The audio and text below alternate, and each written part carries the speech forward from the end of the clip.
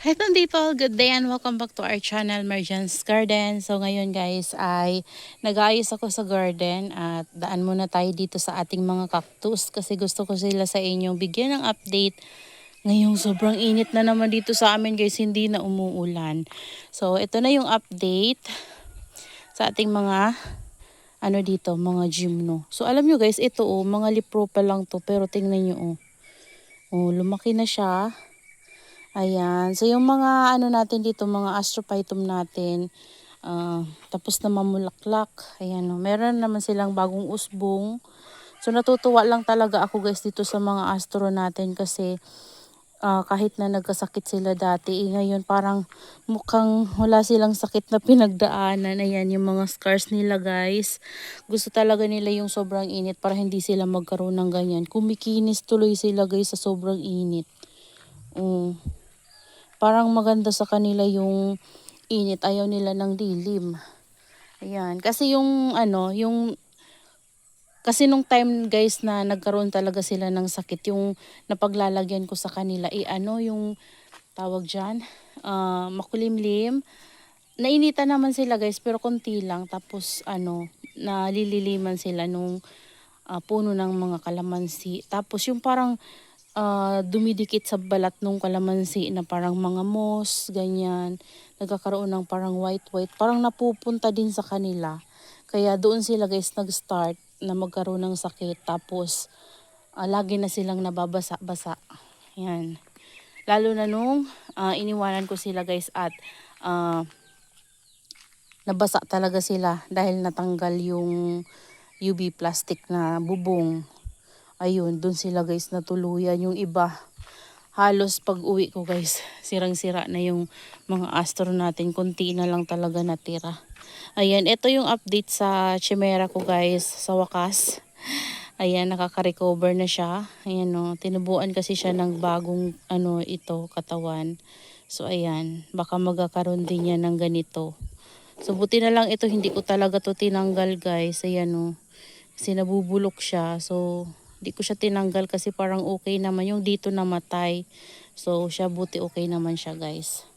Ayan. Okay naman siya. Nagugustuhan niya dito sa initan. Ayan. Napabunga ko yung ko. Ayan. Tapos ito pangit na ako dito guys. So mahal pa naman ang bili ko nito dati. Ayan, ngayon parang gumaganda na siya ulit. Tingnan nyo naman guys yung pinagdaanan niya Daming scar, sunburn. Pero ngayon, sanay na siya sa init. Hindi na siya nasa sunburn. Ayan. So ito din, namulaklak din siya guys. Tapos hindi ko to guys na pollinate. Dalawa yan sila. Ito, tsaka, saan pa ba yun? Ito. Yan sila. Pero alam nyo guys, namunga. Siguro dahil sa mga bubuyog na pumupunta dito. Ayan. Marami kasi mga bubuyog na pumupunta. Inaano nila yung mga bulaklak. Yan, pumapasok sila diyan sa bulaklak. Kaya tingnan nyo guys, hindi ako nagpo-pollinate. Pero meron ditong namumunga. Ayan Ito di ko alam kung parang bunga din guys. Ito tatlo sila guys. Hindi ko yan sila pinopollinate kasi naiinis ako kapag nag-try din kasi ako mag-pollinate nito. Tapos nahinog nga siya pero wala namang laman. So dahil doon, tinatamad na ako mag-pollinate sa kanila. Ayan. So ito may hinog na dito. Ayan. So punta tayo guys doon sa ating mga succulents. Ayan guys, nandito na tayo sa garden at eto, naglilinis-linis ako sa aking mga succulents kanina pa. Nag-aayos ako kasi ang papangit na nila, ang daming mga weeds. Grabe guys, sobrang daming mga weeds talaga. Ayan. Yung mga ganito ko guys, magaganda yung mga laman nila. Ayan tingnan nyo. Kahit na hindi masyadong naalagaan sa dilig, ay okay naman sila guys. Pero kung alaga ko yan guys sa dilig, sigurado sobrang tataba talaga niyan. Pero okay lang guys. Ito medyo maganda talaga. Medyo mataba-taba yung mga nandito. Yan tuyong-tuyo sa ilalim mo. Kunti lang kasi yung soil nito dahil nga manipis lang tong kabibi na to. Ayan. Kaya kailangan talaga nila ng dilig na maayos. At eto guys, tingnan nyo yung nilagay ko dito. Tiyara, no, diba sobrang kapal na. Oh. Kapag pumupunta siya doon, inahawi ko papunta dito para dito lahat. Yan, naisip ko siyang i-transfer dito kasi para humaba siya ng ganun. Doon kasi guys na sasagi sa mga ganito sa baba kasi nandito siya nakalagay ganyan. So ito dito pababa siya, trailing siya pababa. So ngayon guys ay nag-aayos ako dito sa ating mga rain or shine succulents. So ito yung itsura nila.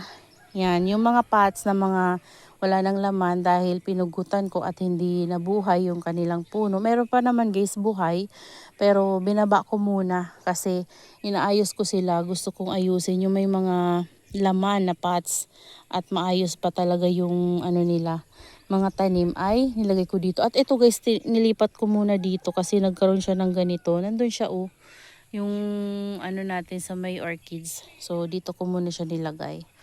Ayan, pansamantala dyan muna. Tapos marami tayong vacant kasi tingnan nyo naman guys yung pots na walang laman. O, tapos dito yung mga ganito ko. Ito yung freebie sa akin dati ni yun ba, Astro Papa ata yun guys. Ayan, lumaki na siya. Tapos tingnan nyo yung din yung flower guys. O, ang dami. Yan, dahil naiinitan siya dito na area. Pinagsisiksik ko siya sa ganyan no. Ayan o, tingnan nyo naman. Ang dami niyang flowers. So, ilalagay ko din to doon sa patungan ko ng aking mga cactus kasi baka maano dito ng manok. Ayan pa yung iba natin. May aso pa tayo doon isa. Mamumulaklak na rin. So, nag-aayos ako. Tingnan nyo yung pots. Oh, ang dami no. Tapos maano na naman dito. Madamo na naman. Yan, pero unti-untiin ko din guys. Ayusin to. So ito yung itsura nila guys. Oh, yan yung mga natira ko na succulents dito sa rain or shine na maayos. Ayan. Ito yung ano ko guys, oh, natatabingi na yung patungan ko.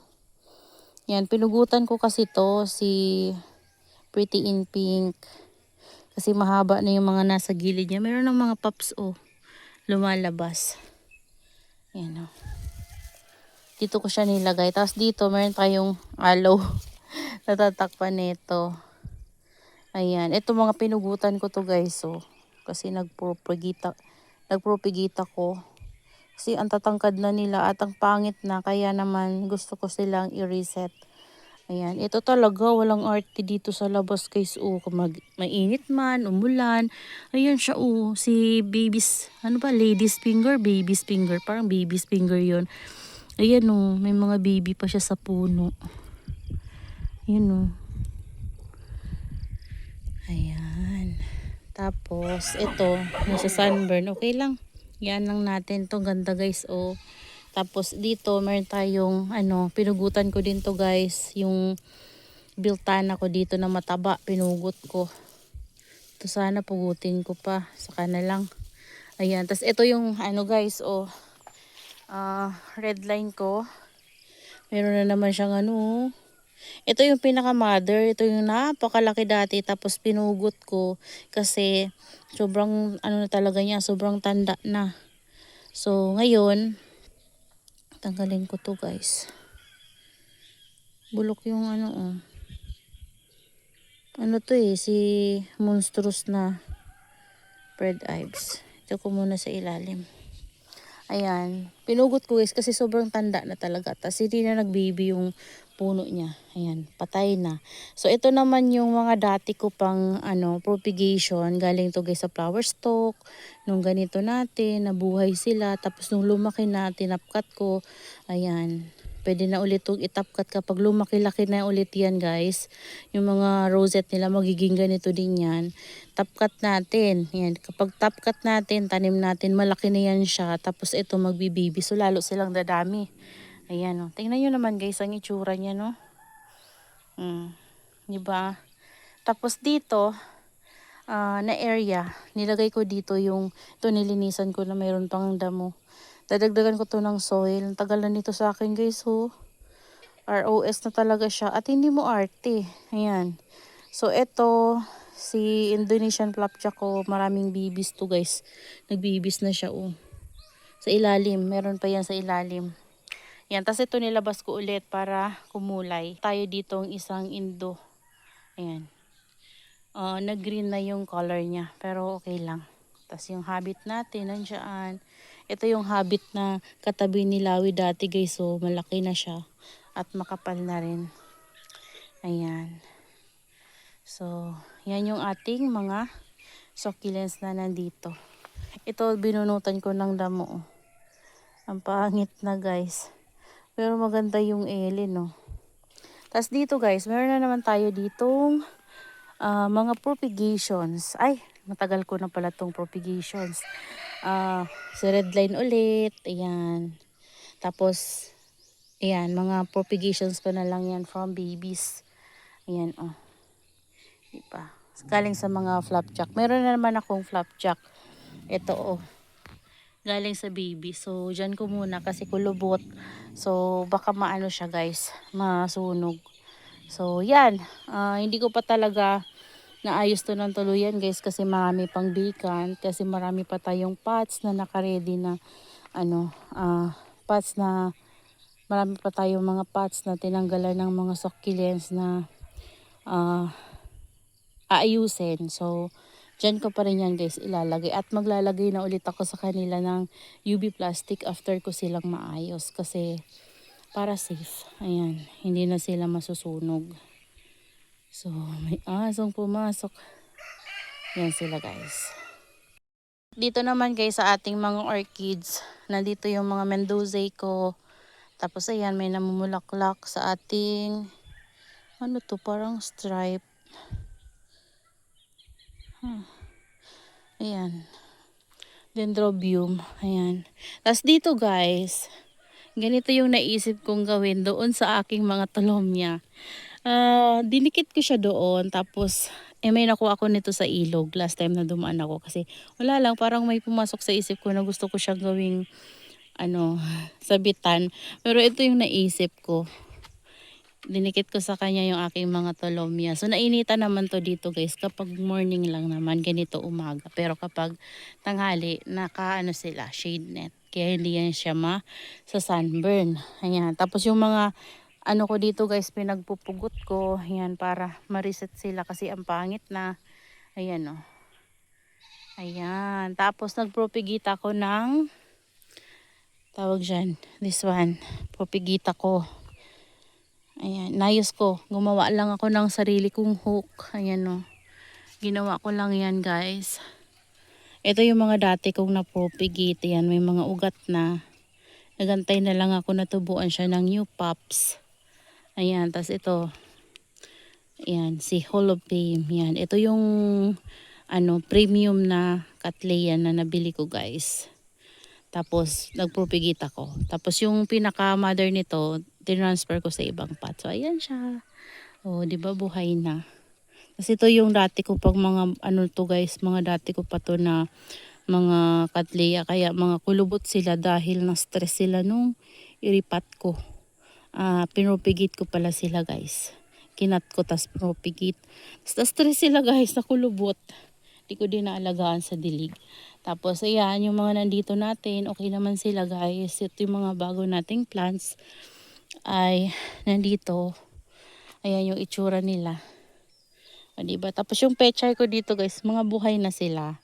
Alaga ko lang sila guys sa dilig. Kapag nagdilig ako ng orchids ng umaga, dinidilig ko sila. Kapag hapon, dinidilig ko din sila. Kaya ayan, lumalaki na sila. Kailangan lang nito guys ng abono. Tapos naglagay na rin ako dyan ng, ayan o, sili. Ayan guys, pinapatubo ko lang yung sili. Ayan, yung flower ng ating mga banda, mga sun bandas to guys. Yung iba, tinanggal ko na kasi tuyo na. So yung okay pa, hindi ko tinanggal kasi gusto ko lang makita yung flower nila guys. Oh, ganda. Mamaya papakita ko sa inyo yung isa ko na ganito.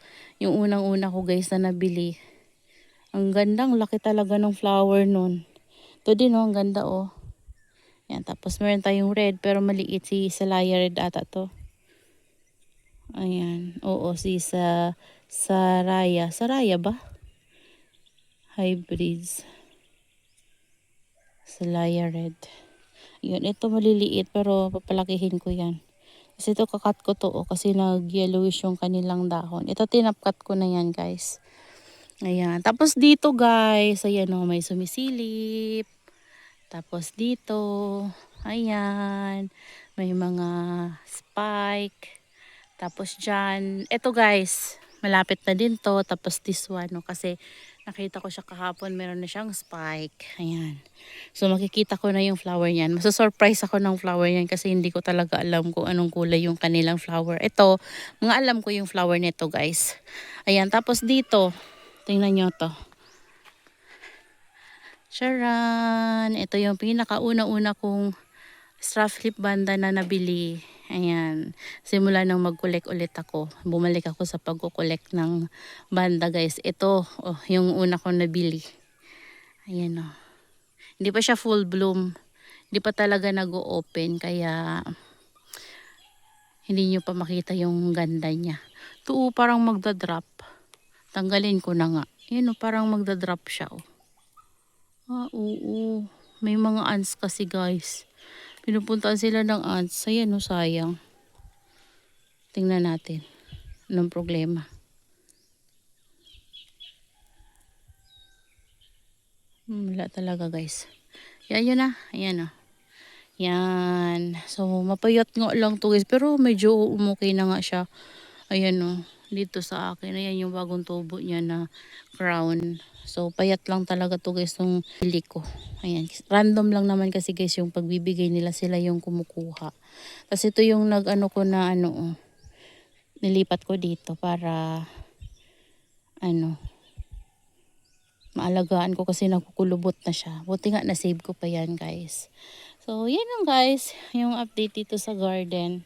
So, dito naman, okay naman sila. Yung papakita ko pala sa inyo guys. Dito.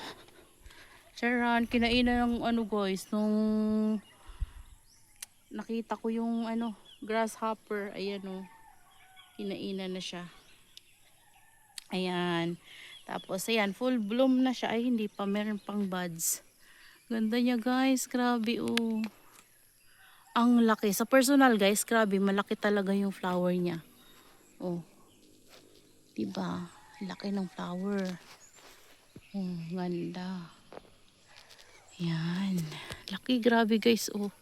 Tingnan nyo yung kamay ko. Oh. Diba? Malaki. Yan. Tapos yung mga nandito natin, ganun pa rin naman. Ay, ito pala. Ito yung yung isa. At nag-matured na yung niya, flower niya. Ito yung dendro ko. Charan. Oh, diba? Si to? Sino nga ba to? Airy Pink. Ayan, Airy Pink yung ID niya. So, ayan guys. Maganda siya kasi king dragon siya. So, yun lang naman guys. That's all for today's video. Yan, I hope you enjoy watching and see you on my next vlog. Happy gardening everyone. Bye!